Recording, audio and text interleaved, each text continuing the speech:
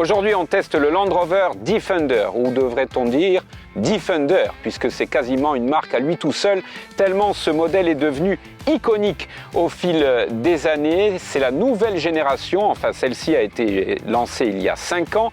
Il y a eu un petit lifting sur cette version 2025. C'est un peu le luxe de l'aventure, ou l'aventure de luxe.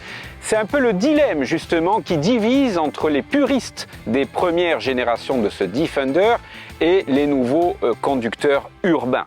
Vraiment, on retrouve les caractéristiques du Defender de cette génération, toujours un véhicule de 5 mètres de long avec une calandre féroce en noir laqué sur ce modèle-ci. Là, on a un modèle 110, vous savez qu'il y a plusieurs dimensions sur ce véhicule, le 90, le 110, le 130, mais on va dire que le 110, c'est le modèle qui est le plus prisé par la clientèle de ce Defender. Ouverture du coffre, on va dire à pneumatique. Un coffre de capacité de 853 litres avec un plancher légèrement surélevé puisque nous sommes sur un modèle hybride rechargeable, d'où la présence de batterie sous le plancher. En termes de stockage, on arrive à plus de 2000 litres bien sûr si on bascule la banquette arrière. À l'intérieur de ce Defender, pas de grands bouleversements, on retrouve les classiques du modèle. Il y a eu une évolution quand même au niveau de la tablette, on a une tablette un petit peu plus grande que sur le modèle précédent, un logiciel qui est assez simple, assez complet. Au niveau du volant, on retrouve le volant classique de ce Defender, il est assez grand quand même, mais on retrouve bien ces branches habituelles avec plusieurs fonctions au niveau du volant, bien sûr tout ce qui est aide à la conduite, maintien dans la voie, les distances par rapport aux véhicules de devant. On a énormément de caméras sur ce modèle avec des caméras à 360 degrés. On a une caméra sous le plancher afin de voir le franchissement que l'on est en train d'effectuer.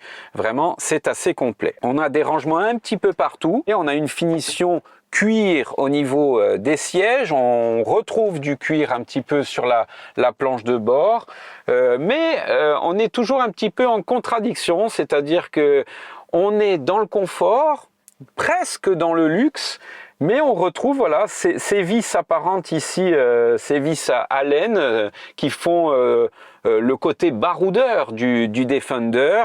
Donc on ne sait pas, on est entre un 4x4 robuste vraiment à l'antique ou comme on dit, et puis en même temps un véhicule qui pourrait être luxueux, qui pourrait vous amener presque dans les soirées mondaines. En tous les cas, il y en a qui l'utilisent pour ça. On a un toit ouvrant et panoramique.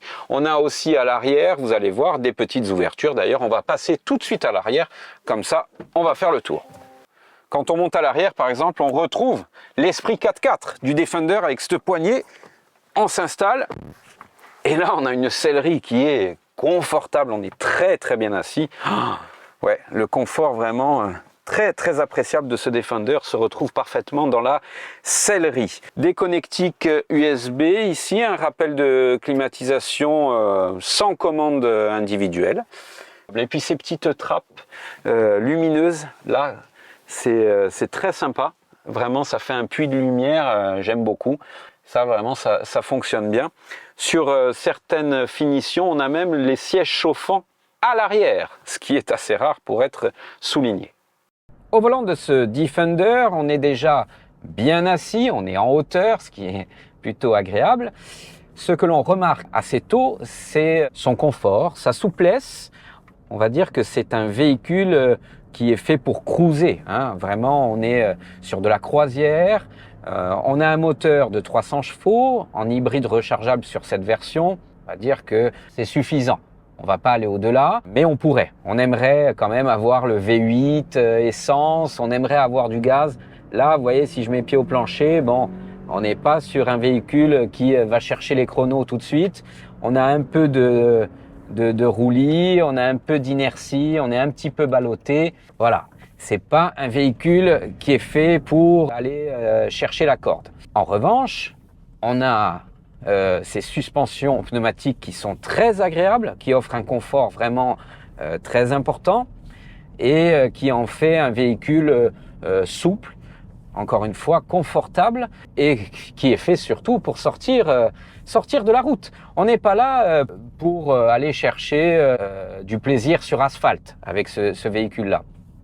Mais c'est encore une fois un petit peu contradictoire parce qu'il est si luxueux, il apparaît si urbain qu'on pourrait penser que voilà, sur la route c'est un véhicule très racé. Non, ça reste un 4x4, ça reste un véhicule qui est à l'aise hors de la route et bien sur le bitume, on va dire que il fait le job, il offre un confort qui est plaisant.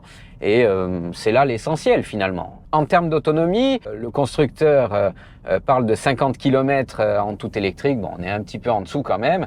Et puis rapidement quand même, le moteur thermique se met en route. Donc bon, l'hybride rechargeable, on va dire que c'est pour se donner bonne conscience, hein.